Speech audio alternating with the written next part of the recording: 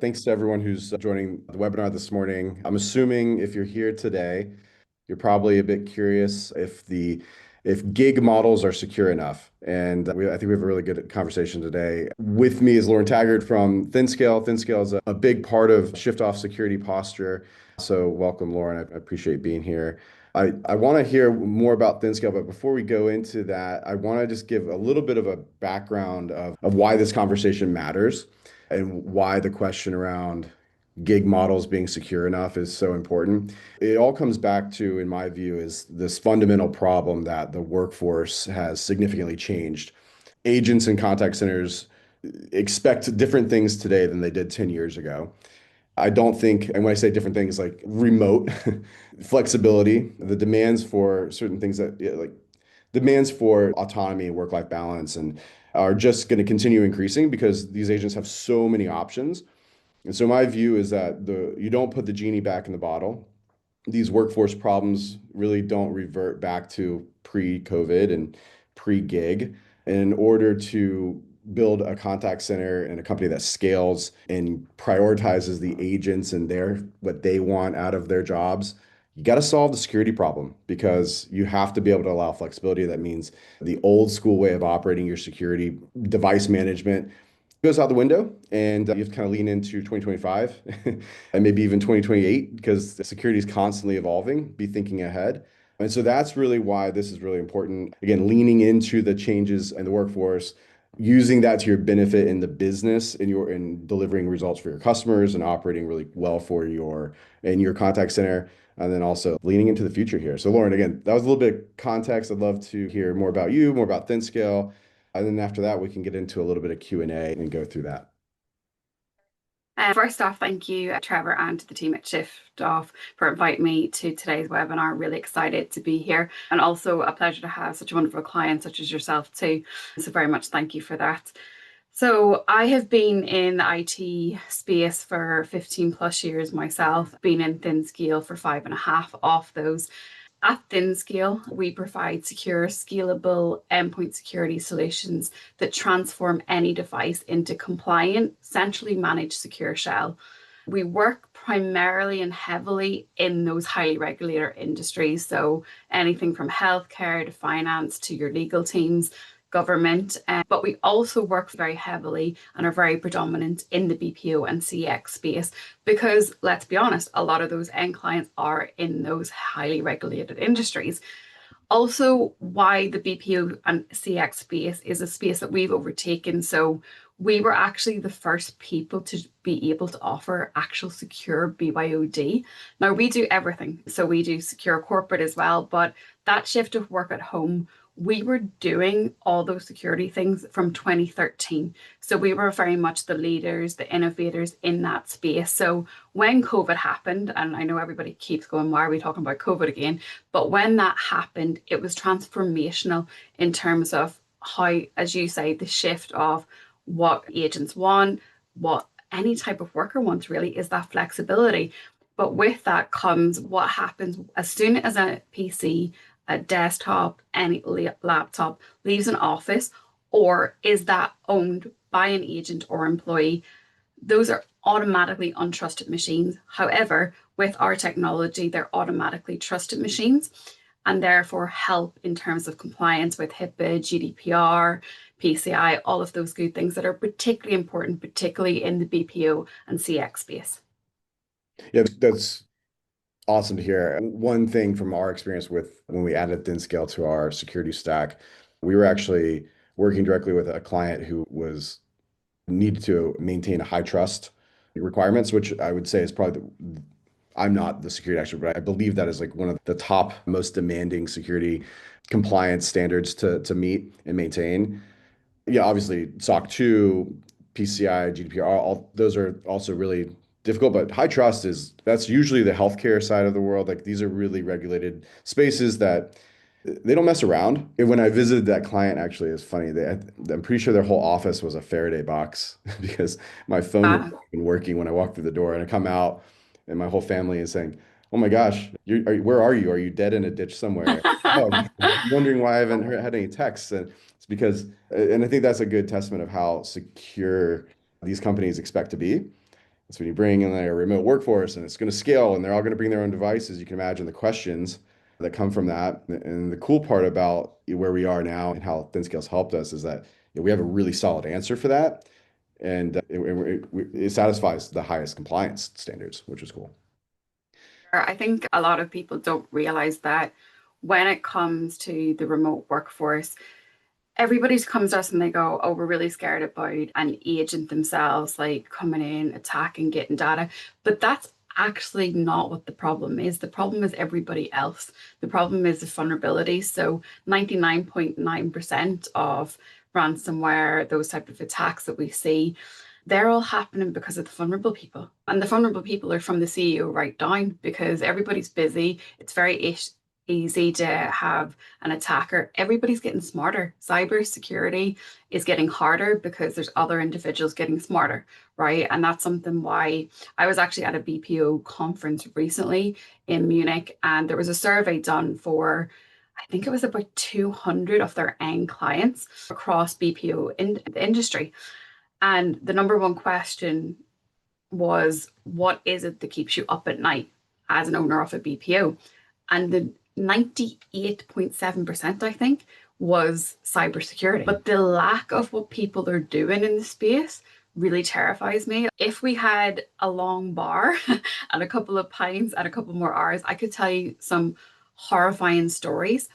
But that's just because of the space and the time that we live in right now. However, people just automatically go BYO, you can't, that means bring your own disaster. And that's not the case. I think people don't realize that it's with a technology like ThinScale, the lockdown that you can provide on those machines, make sure that it's a zero trust policy. So nothing is getting in past those endpoints. So if there is somebody vulnerable and they accidentally do click something or something comes in, it's not going to cause anything. Everything is blocked for them. So also from a flexibility standpoint and productive standpoint, people don't talk about that either. Like with our shell as well, the agents can only see the application of which they are to use. So we've actually, even though we project ourselves as very much in the cybersecurity space, there's also a productivity piece there, which I think is highly beneficial for you and your clients too, Trevor, because only giving them access to what they need to be on keeps that focus. And therefore, we also get feedback from agents of how they're happier because they can get what they need done in that time without distraction.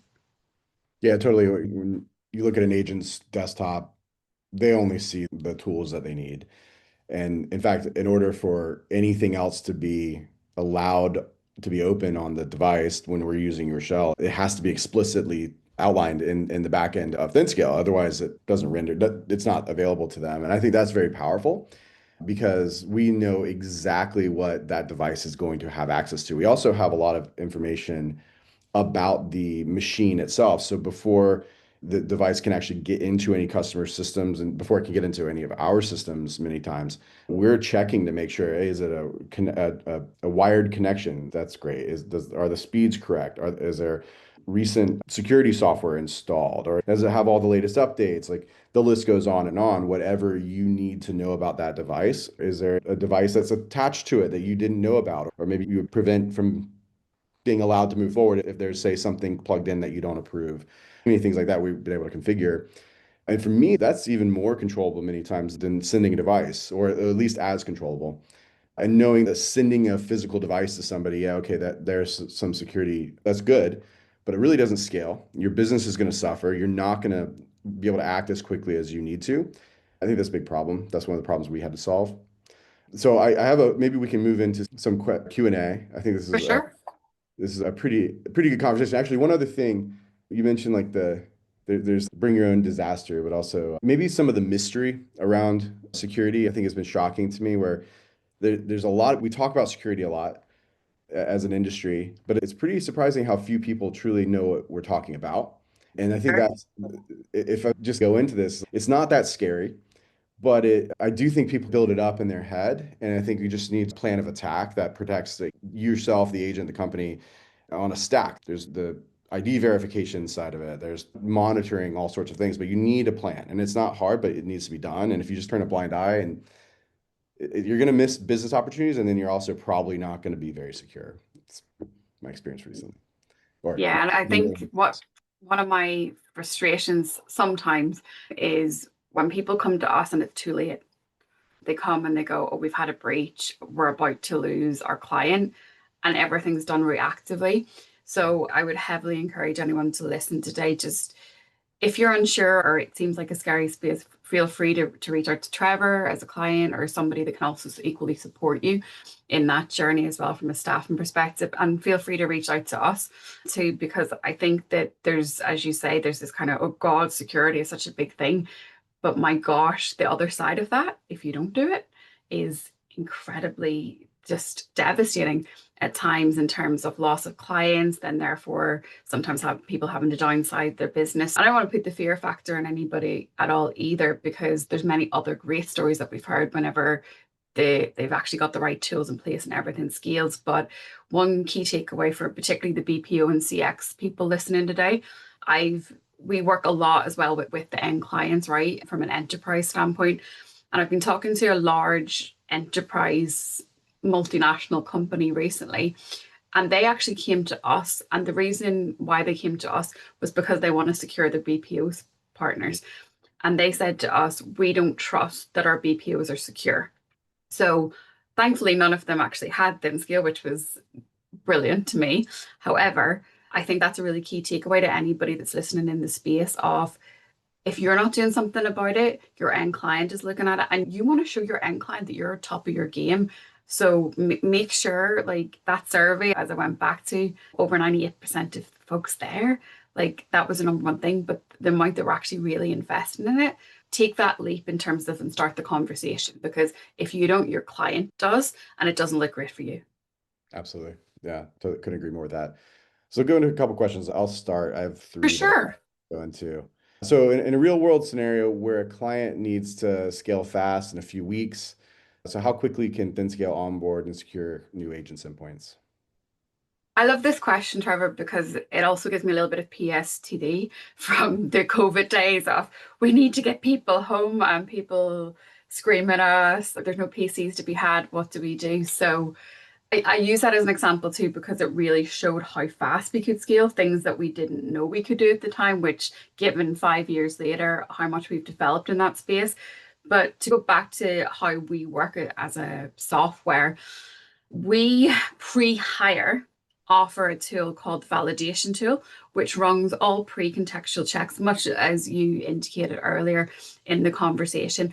That helps speed up, and we've had some really good feedback from our client base about how much time that's saving in the onboarding, because there's also that drop whenever it comes to onboarding, right, where people get fed up or they have a better offer or the machine didn't come on time and all these things that can naturally happen at a work at home environment. But if you don't act fast and have a proper tool in place, then your chances are the agent's going to go somewhere else. So the validation tool will do that and therefore get that agent set up on their own PC with everything ready config so that whenever training starts that day one, they're ready to go. So rather than them showing up and going, I didn't know I needed a hardwired cable, everything's already set up, they're ready to go. So therefore, we're also getting feedback from the agents going, this was amazing because I knew I was ready, I embraced the role, and this was much better than the last BPO that I worked with because there was delays in getting me set up. And then when they get set up, how that's downloaded is very simple. A single click installer, download Secure Remote Worker to the agent's PC. It's very easy to use. Anything as well. We can also put in little boxes to help them if it's a case of their Windows isn't updated. We can configure that in a way of said, like, here's how to do it. So everything for those that may not be as IT proficient, everything is ease and access. So therefore, when it comes to those things can go fast. I would say there's a however to that, right? The prerequisites of the setup can be complex. And you and I have spoken briefly about that too before, Trevor, where it is complex. Cybersecurity, of course, is complex, but being the number one endpoint security solution out there, we have thought very granular in the security space. So therefore, the technology, the setup is very granular. When that is set up, however, which takes time, and the reason it takes time is because there's so many things that we've thought about, right? Much like those access policy checks, we have 32 out of the block, but we can also customize anything. So if you don't see something that you want, it's there. But everything also is customized depending on each of your end clients. So if you're a BPO with three different end clients, you might want to have three different profiles. So we take the time and set this up completely so that we make sure everything is adhered to in a compliance model. And that also then when it comes to onboarding and actually getting to that scale, that can then be done really fast. And why I say that is we have to do it right in order to scale properly, securely, and compliantly. So therefore, when it's done, we've seen our head of support is probably squealing somewhere too with PSTD, but he and I set up 6,000 machines in 2 weeks with a client during COVID. Now, Yeah. that's very heavy, very fast, but typically we've deployed 5,000 machines very typically in a month with I folks. So think whenever it's set up, it scales. we've gone faster than that with you guys, or maybe not. Amazing. Yeah, but I agree that first setup, Yeah. truthfully, is tough. But I found comfort in that because as over the years, you start to learn a lot about security and threats. Yeah, The guys that are trying to get in and attack us are smart. They're probably a few steps ahead. And so for sure. if you're putting security measures in place that are super easy and quick, like I would be like, wait a minute, are we sure here? But with ThinScale setup, it was tough and you need engineering. And that's cool because now once it's set up, we light up 1,000 new machines every month for 4 days and they go away for one of our accounts. Just up, down. And we have the ability to do that for any of our accounts. Some of our accounts have some seasonality too. And so we'll throw up a couple thousand. Like we can move like within a day or two, we can have hundreds or thousands of agents online with that single click installer. Again, it's not easy to set up, but once it's there, it's good. I, I think you actually answered my second question. So I'm gonna skip to my third question, which is more about how does ThinScale's approach differ when securing endpoints for, say, different industries? If we want to maybe pick on like healthcare and financial services, is there a different approach? Do you guys have a kind of thought on that? The easy answer to that, Trevor, is that really cybersecurity, the guts and the nuts and bolts of it really are the same for every industry. However, we very much take care and understand the compliance and regulation that of healthcare is very different than financial, right? So healthcare providers are really focused, particularly in the United, on the HIPAA side of things. Financial services typically will focus more on the PCI. Then when you get over to our side of the pond, then GDPR plays a place. Then you've got NIS2 coming out, and sometimes they seem like buzzwords at times because people talk about it, but when you lift under the hood, a lot of people don't really understand the depths and breadths of if you buy our technology, it doesn't mean you're compliant. We're not a rubber stamp. There's many different layers and components whenever it comes to actual compliance. However, ThinScale does play a role of that, particularly when it comes to your endpoints, which are arguably the most vulnerable in terms of attacks out there. So breaches, any type of risk on the endpoint. So we've worked with all the top BPOs in the world. We've some fabulous healthcare clients in both services and hospitals themselves. But because we specialize in the endpoint security piece, and because we take time, as I'm sure we'll get on to our relationship too, of actually understanding what it is, all of our customers do, we very customize the journey that we bring them on because we understand that for a BPO or for a business much like yourself, Trevor, the number one thing that may make us outside security is that up down that you've just described, right? For a healthcare provider, it's okay, I want to make sure that whenever the guys come in to our hospital and they key card in, that they're not having to log in, there's not details. This has to be fast. Everything has to be fast because it could be a hospital, right? You have a doctor going from one patient to the next, but everything now, it's no longer the pen and paper that used to go at the end of your bed. Everything's done online. But with that, then they need speed. So it's how can we make sure that the compliance is still there with just the key card and everything then gets locked down with ThinScale. Financial services aren't going to care about that, right? They're wanting to know if we have people taking online credit card information, how can we make sure that they can't copy and paste that over? So if we Right. send people working from home and they're using their own machine, what's to say that they can't take a screenshot and then go, okay, whenever I come out of that shell, it's there. And obviously, as well as I do, that's all heavily compliant with ThinScale, and that's obviously not allowed within our secure shell. Yeah, we do love that. Awesome. Sure. That's good. I appreciate that. I think one thing I might add there too is we have multiple profiles. So depending on the customer, like you said, if it's healthcare or the internet service providers or ISP or financial services, you name it, each of these profiles can be matched to those requirements, which is really nice. And so you're not locked into one approach if you've got to have different kind of rules and setups. So that's nice. So I didn't know if I want to turn it over to you. I don't know if you had anything else you wanted to talk through or if there's anything you want to dive into. Sure, I think for with folks in the call, I think it'd be really useful to understand from your perspective, being in a gig model, what are the biggest security misconceptions that your customers and organizations have about a gig model? Yeah, I think there's, depending on where people are on their adoption curve of, or this is relatively new technology and new ways of doing things, maybe 10 years old. They might assume that bring your own device just can't be secure. That's a pretty common misconception. Yeah, I'd say most of the customers we talk to are on that page. Yeah, it's secure. There's ways to do that, but then some are really worried about it. And I think the other way I would look at it too is how you can't possibly know who's working on your account. And I disagree with that one too. I actually think we have way more information about the people working on our accounts than you would typically if they're just walking through the door. There's just so much data, there's so much technology out there. Every move someone makes, you can monitor and measure it and create alerts and create filters. And I just think the power is in our hands. So those are big misconceptions. I think if you don't know much about it and you haven't fully explored it, it's easy to think, oh, that's got to be unsecure and random. But that's just a big software problem that's already been solved, and I think we have a really good solution to it.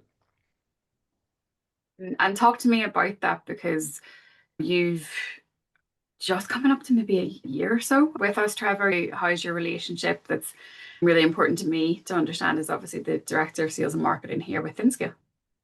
No, it's been great. And by the way, I think we've been working together longer, but directly working with you. Yes, absolutely. We had a customer this was part of their security stack. That's actually how we first became aware of ThinScale. We were using it. So it was an early version of the product. And I will tell you that early version of the product is night and day compared to the current version, which is way more scalable, way easier to work with. We love the current version. So I'll say that if anybody's had previous experience and is worried about the overhead, like it's so snappy right now. And that was a big part of why we decided to move forward. But the relationship's been fantastic. Again, we recently, right, we bring on new customers and we start to build out special profiles for these customers to make sure we're meeting their specific security needs. That's important. And sometimes that requires engineering help. And your team's always there when we run into a question. And because it's so secure, even our best engineers sometimes get stumped. And that's cool. And so then we reach out and you guys are very quick to help us get through that. I think it's great because we have very aligned interests. So you want us to be successful. We're trying to get these things up and running. Thrilled with the partnership. Yeah, and I'm thrilled otherwise too. It's nice to also hear a blossom in technology and service providers such as yourself, Trevor, also being able to scale with us too. So that's super to hear. I think probably about my last question for you, Trevor, is what do prospective customers prioritize when choosing BPO service? And I guess how do we help shift off in these situations? Yeah, I used to be, I don't know if we've ever talked about this, but I used to be an operator. I used to run contact centers for an ISP. Had a couple other experiences similar to that, but I've been a buyer of BPO services, and that's one of the reasons I started ShyftOff because there was Yeah, so much to be like, I wanted more and I wanted different things, and maybe it's not always in ShyftOff's best interest to be so accommodating, but I want to be the BPO I would want to hire. And so that's what's important to me. And so for me, what I would want to hire in those situations, if I was buying a BPO again, I would want somebody, most importantly, that I trust. And trust there's a lot behind that. Obviously, you can go down the security path. I trust that you're actually secure, that you're doing the things you say you're going to do. I trust when people are hitting targets. Like one things I say internally is like best case scenario, we meet or exceed our targets. Next best case scenario is we're going to miss our target, but we talk about it ahead of time and having that transparency and yeah, transparency and trust and commitment to doing what we say we're going to do. To me, that's important. And I think, again, part of doing what you say you're going to do in every sales pitch, I can't imagine any BPO saying I'm not secure. And so actually Yep. doing the things you say you're going to do is incredibly important. Yeah, that's I think my answer to that. I hadn't really thought about that before, but it's trust and integrity. I would tend to agree. Speaking to other BPOs that say, "Oh, we signed up this client, we told them we have a security tool, and now we're coming to you." So, "Well, okay." Mhm. Or I hear it from the end clients, much like I referred to, we started this conversation that they go, "We don't trust our BPO partners." Like, how terrifying is that for the BPO space? And the truth is, there's so many great, awesome BPOs out there, scaling much like yourself, that are true to their word. But it's about marketing that and making sure that you are transparent and honest. And not everything is 100% all the time. So it's lovely to hear that. Yeah, you make mistakes, like you could probably just be honest about them. I think that builds trust. Exactly. We're only human. Yeah. Exactly. I For think I sure. should have a couple questions coming in through, and one I think is for you. I'm gonna send it to you because I think you probably better answer. So typical question and attitude of CTOs and CIOs is that we are sorry, small print. We are okay. All of our PC laptops have antivirus and we're covered on premise and remotely. And the question is, are they mistaken if the CTOs and CIOs have that stance? Is that correct, or would you push a different direction there, Lauren?